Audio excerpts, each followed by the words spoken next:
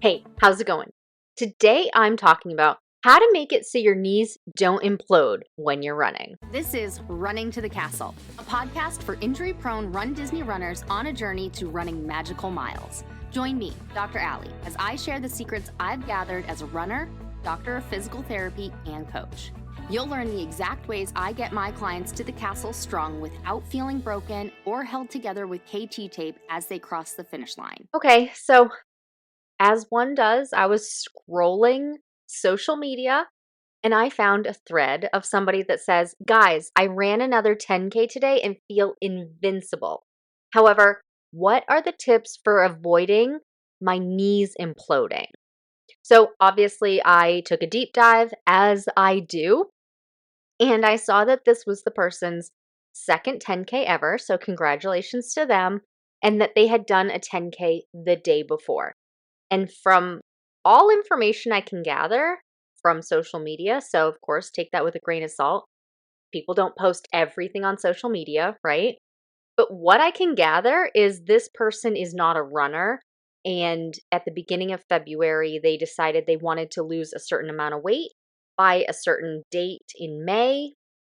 And actually, now that I'm looking at this, they want to lose 7 pounds by May. And it was February 25th when they posted that.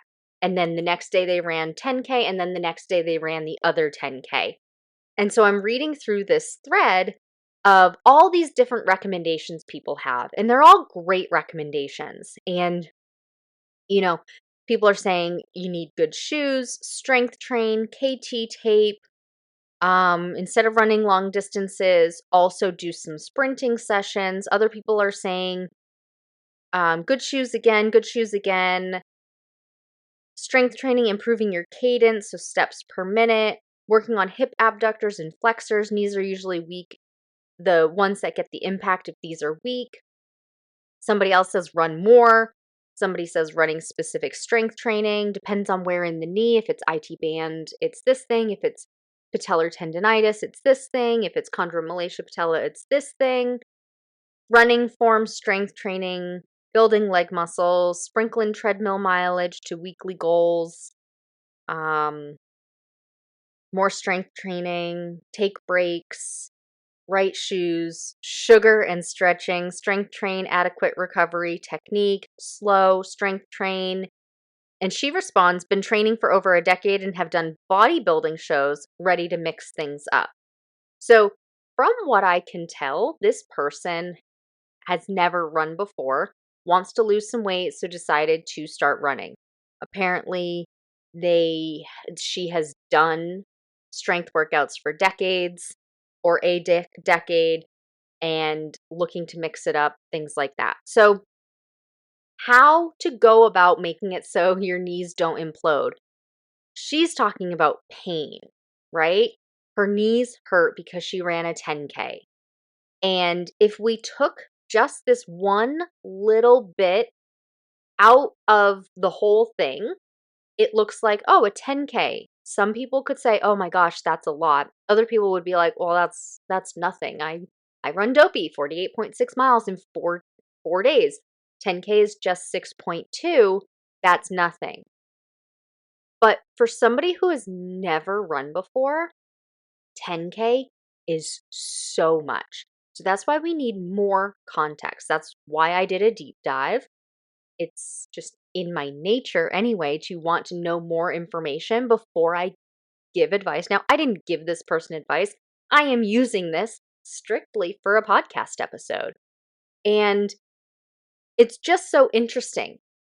There are so many different pieces of advice here, but they're all surrounding the same thing.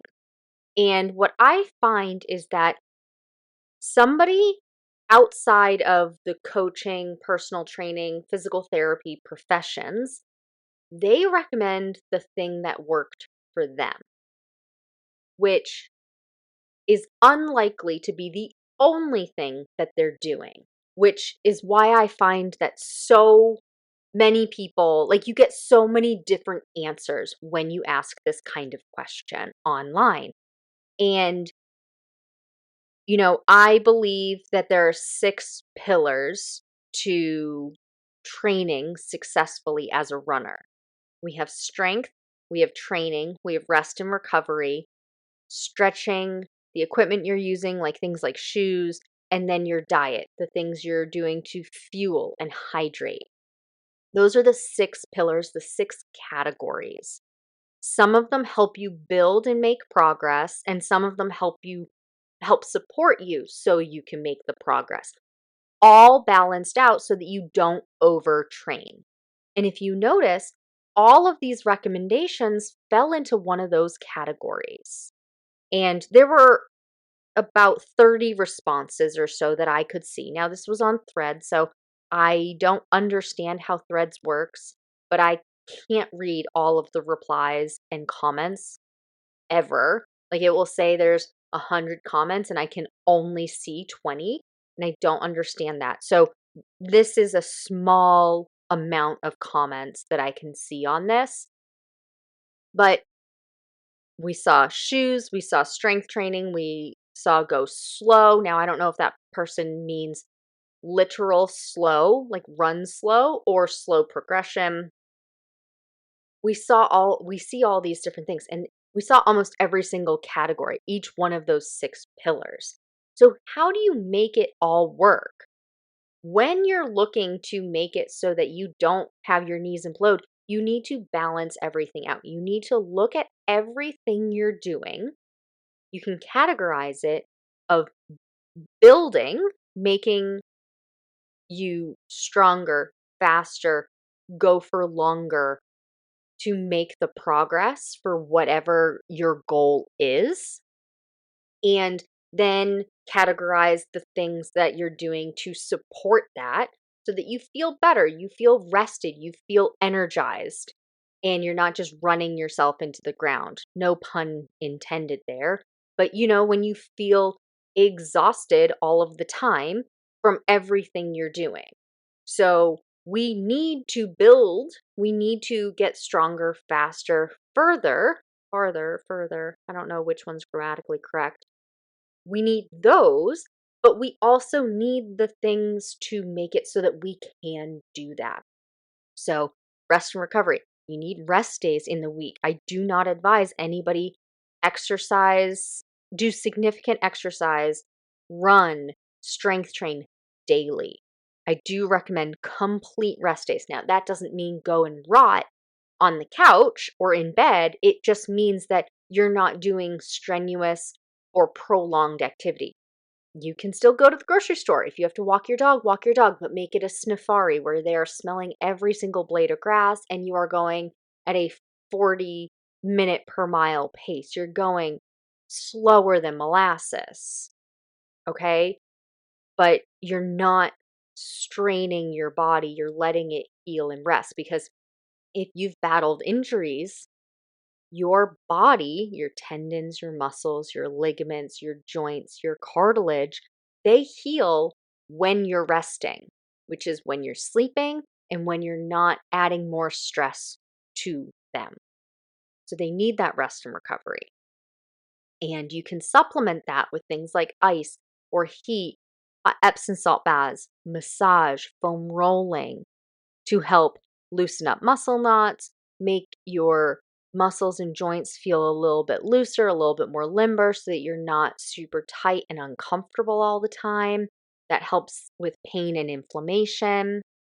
And then you have your equipment, making sure that you're using things that are actually working for you. So if you use a massage gun, make sure that particular massage gun is the right one for you. It goes at the right frequency.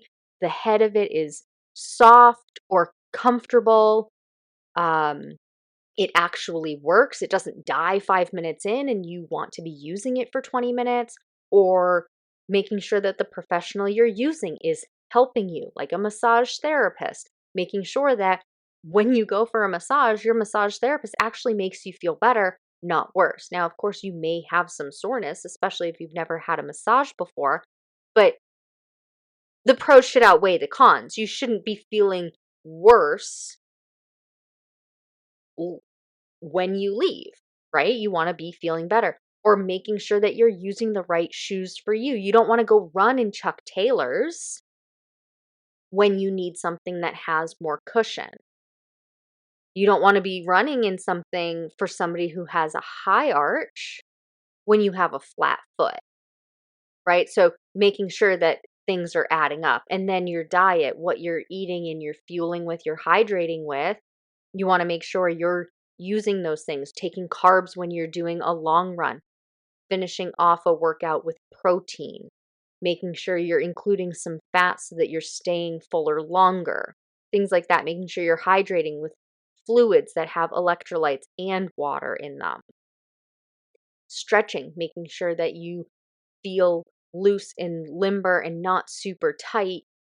If you have just worked out, stretching can help prevent that soreness and that tightness later. And of course, not overstretching, because as you've heard me say before, overstretching, excessive stretching is no good for tendinitis type things. So you want to make sure that you're balancing those things out with the build phase. Because of course you need to make progress, you need to be moving forward, but you need to be supporting your body so that you can keep doing this. That improves the overall longevity of you being able to run. If you want to be running well into your 60s, your 70s, your 80s, if you want to do that, supporting your body now with these things like the rest and recovery, like the fueling, the diet, the hydration, wearing and using the right equipment. Those things help improve the longevity of what you're doing and helps make you feel better now, in the now. Because the things on the other side of the equation, the strength workouts, the speed workouts, the endurance workouts, the long runs, things like that, the cross training, those things add some stress to your body. And they're supposed to add stress because that's how you get further, you get progress, you build on what you already have. But if you do too much of that and don't balance it out with the support, the TLC, well, then you're going to feel like garbage all of the time. And that's no fun. And so if this person wants to be able to keep running without their knees imploding, really hurting all of the time, they need to balance out what they're doing with the support. So the feeling like they're not going to implode, that's the support. My favorite is a hot Epsom salt bath and massages, regular massages. And then, of course, I stretch after every single run. I stretch after every single strength workout. I stretch after every time I walk Levi. I stretch all the time. I love stretching. I found that that's what works for me in order to not feel sore and tight and stiff the day after a workout. If it's an excessively long or arduous workout, I need a hot Epsom salt bath. I did a heavy lift day the other day. I was like, oh boy, I'm going to feel my sore muscles tomorrow. I'm going to take a hot Epsom salt bath today. And then I did not feel the soreness and the tightness and the stiffness the next day because I took a 30-minute hot Epsom salt bath. I knew how I would feel the next day. I knew I was lifting heavy. For me, of course, based on my testing, lifting heavy for me, I didn't want to feel sore the next day. So I did my normal stretching, I foam rolled, and so then I also did my hot Epsom salt bath. So took my hot Epsom salt bath, and lo and behold, I was not sore the next day. And I actually was very surprised. And then today I woke up this morning and I was like, oh, well, I'll probably have soreness, delayed onset muscle soreness, where it can be delayed by up to 2 days.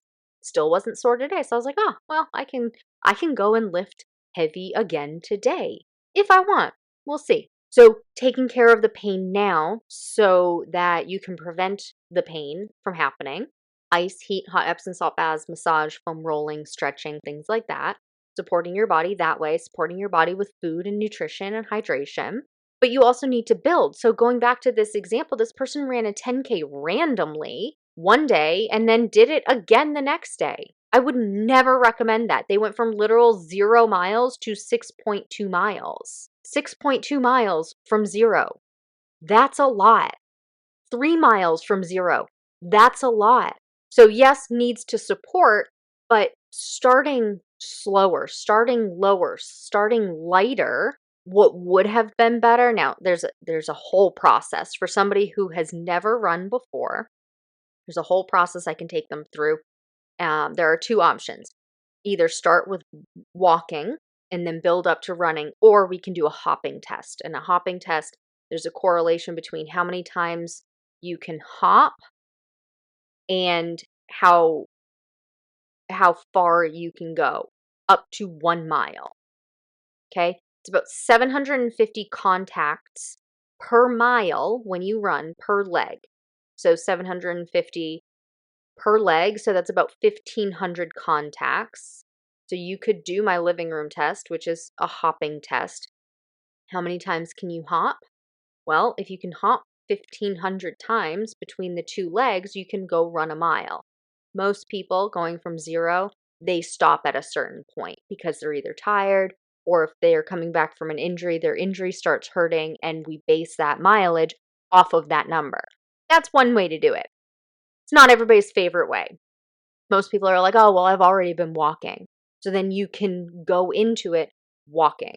I use this for return to running. It's safe to run half the distance you can walk pain-free. So when somebody just wants to go the walking route, which most people choose, or I recommend for them because they've already been walking, we do it that way. And so, as an example, in my build phase, I recommend doing 2 weeks worth of walking, however much. I'm hoping it's a 5K.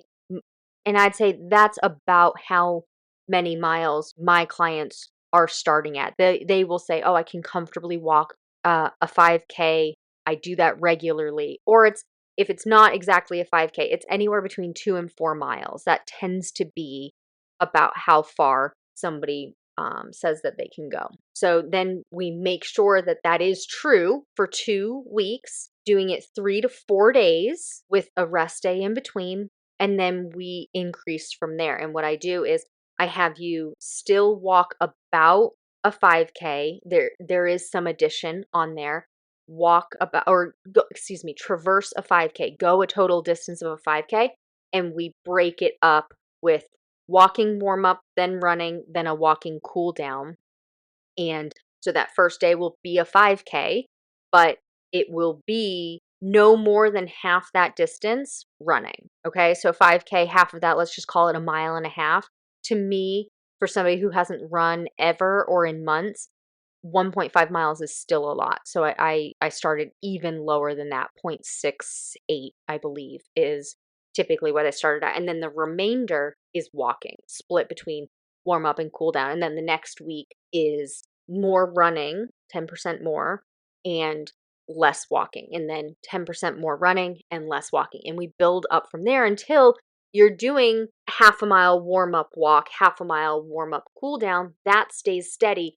And then you increase the middle portion, that running portion, from here on out. It takes, I think it's 15 weeks to get from 0 to 5K in that way, in the build phase that I do. And so instead of this person running a 10K, that's what I would have recommended that they do. Of course, they didn't ask me. This is just a random person's thread I saw. And we go from there. And then balancing that out, of course, with the support that I was talking about, balancing it out with the type of strength exercises to build up the muscle strength. Now, this person has been strength training, but they've been doing bodybuilding strength training.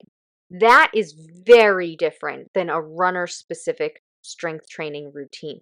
Bodybuilding is looking for brute strength. How heavy can I lift to make my physique be bodybuilder physique? A runner's physique is not the same as a bodybuilder's physique. It is very different. And so for strength training, doing a lot more stability work, single leg work, balancing that out between single leg, double leg, machines, no machines, and building up strength so that you make progress, balancing that out with making it so that it doesn't hurt, doing the right exercises based on whatever injury it is, IT band syndrome, runner's knee, chondromalacia patella, Achilles problems, things like that, balancing all that out. And then, of course, incorporating speed work, because most people don't want to be slow runners. Some people are fine being slow runners, but if they're racing, especially Run Disney races, you know you have a cutoff point. You know you have a sweet point.